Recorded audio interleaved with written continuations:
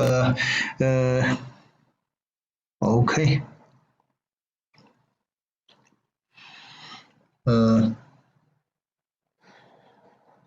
So there are only two kinds of energy storage elements.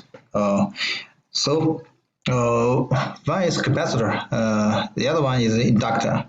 But we can classify them into two categories. The components that has this capacitor similar property, we call it capacitive elements, and the other kind of elements that has the similarity to the inductor.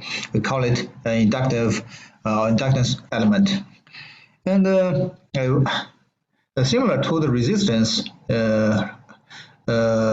we introduced how to calculate the series packed resistors.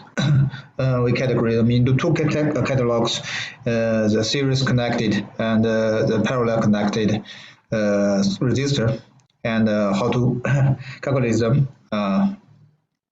Similar to that, we're gonna do that stuff again to calculate series connected capacitor and inductors, and the parallel connected capacitor and inductors, things like that. This is what this chapter about. This chapter is not too much, and it does not contain too much calculation. So it's relatively easy than the previous 5 chapter. And I think so, the first chapter is not very hard, and the 2 and 3 and the fourth chapter and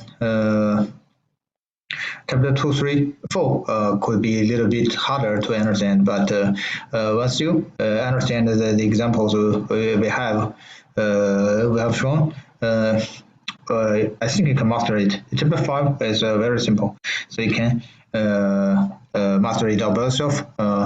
And we already introduced the former half of the chapter 5, so it's not much. And now we continue to this energy storage elements. So why this chapter is important? Because once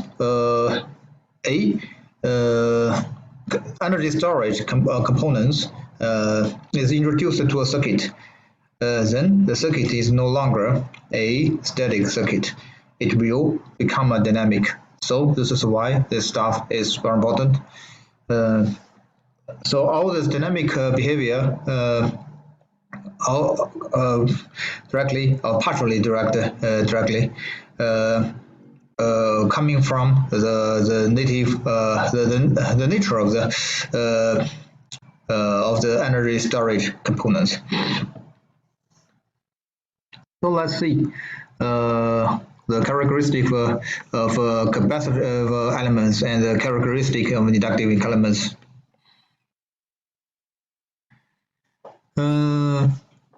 Capacitor, we all know that from our junior high physics textbook. We have learned about that. It's a device that could store the charges, right? So it generally contains 2 plates and an insulator in between them. So under the action of the definition is under the action of external power supply, and the positive and negative electrode are respectively charged with the same amount of different signs. And once we remove the power supply, and the charges on the electrode can still gather for a long time. So this is a energy storage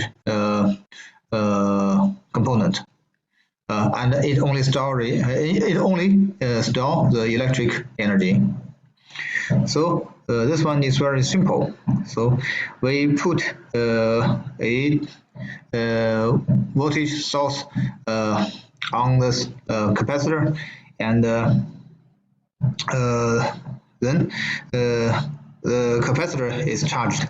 And once we remove the power supply, the charges on the capacitor will still remain on it, unless we connect it to the two plates of the capacitor and the two resistor, something like that, and it will burn the remaining energy and translate it into a kinetic energy or thermal energy. So if we want to produce a capacitor, it's very easy. We just put two conductor on the with a insulator in between, and then we will have a capacitor. Then we have a capacitor. So it's very easy to do that.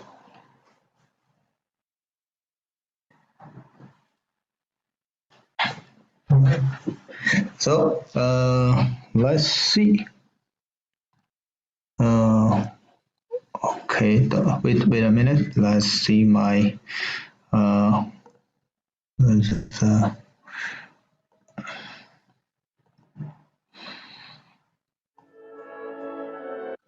wait.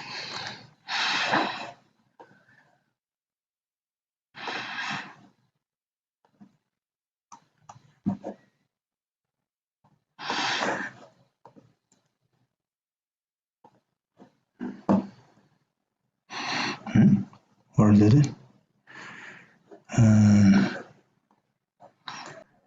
Okay, let's find it. Where is it? Can't find it. Why my computer can't find that? Strange.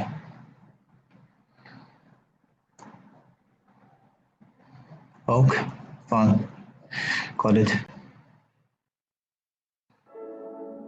In a metal conductor, the positively charged particles are fixed in place, whereas the negatively charged particles, called electrons, are free to move around.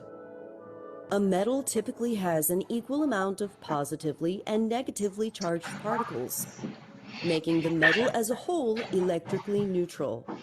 If we apply a force trying to push extra electrons into this metal plate, we will not be successful, because particles with the same charge repel one another. If extra electrons accumulate inside the metal plate, they will repel each other and repel any of the new electrons trying to enter. Therefore, even if we apply a force, the metal will remain electrically neutral.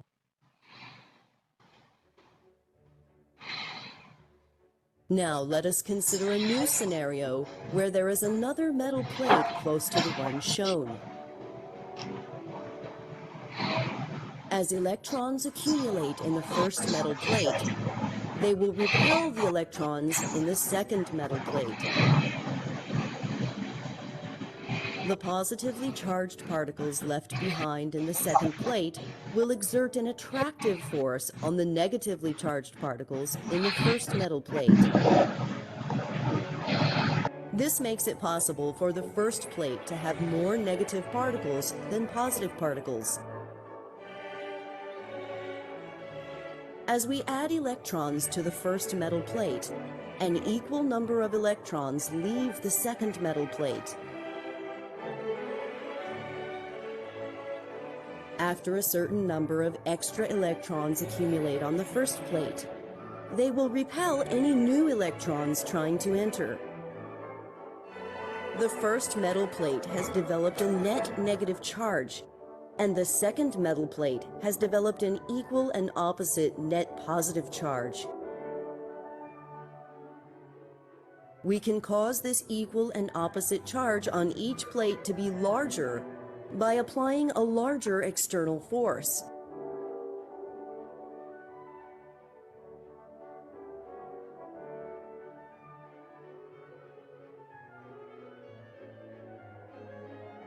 If we remove the external force we are applying, The extra electrons in the first metal plate will continue to repel one another.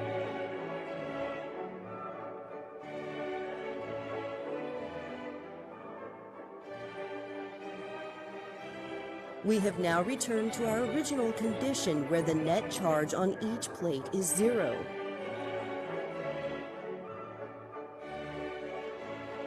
The two metal plates are what we call a capacitor.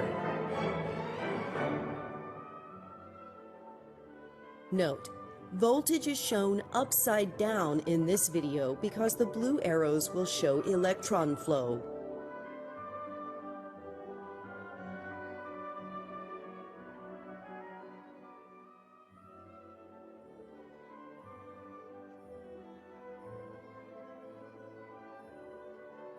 By briefly connecting the capacitor to a battery as shown, the two plates have developed equal and opposite charges. If we then connect the capacitor across the light bulb, all the extra electrons in the negatively charged plate will move to the positively charged plate through the light bulb.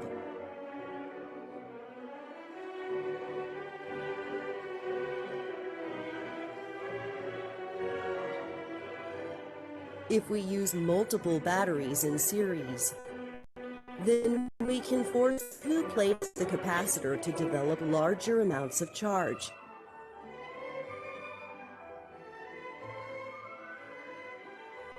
When the capacitor is charged, its voltage will be the sum of the voltages of all the batteries.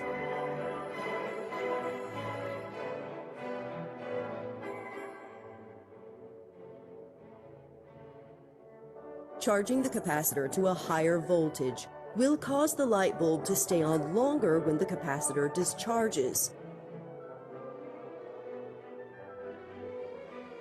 Now suppose that we increase the areas of the two metal plates.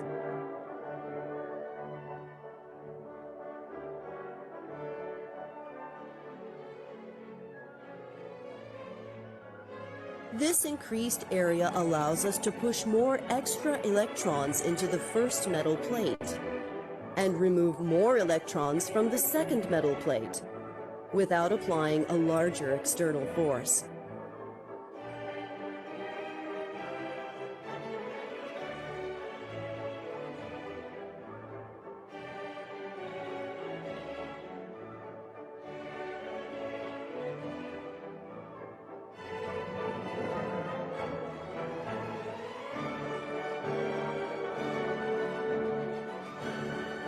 When a larger capacitor is connected to our battery, it'll take longer for the capacitor to charge to the voltage of the battery.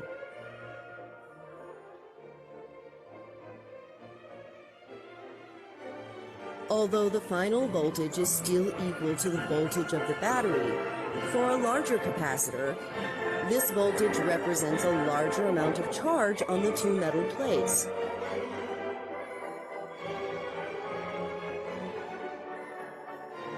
The larger capacitor will take longer to discharge through the light bulb, thereby allowing the light bulb to stay on longer.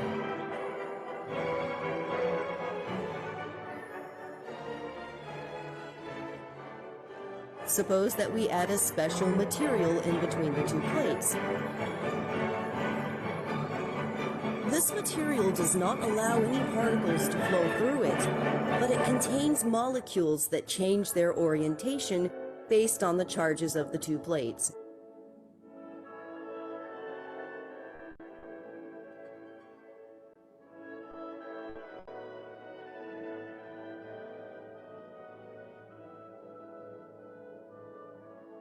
These molecules exert forces that attract more electrons to the negative plate, and that repel more electrons from the positive plate.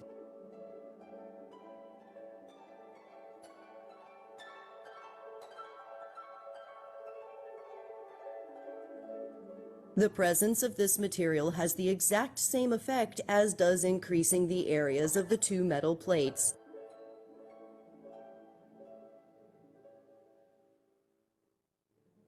This allows the two plates to develop larger net charges for the same amount of applied voltage.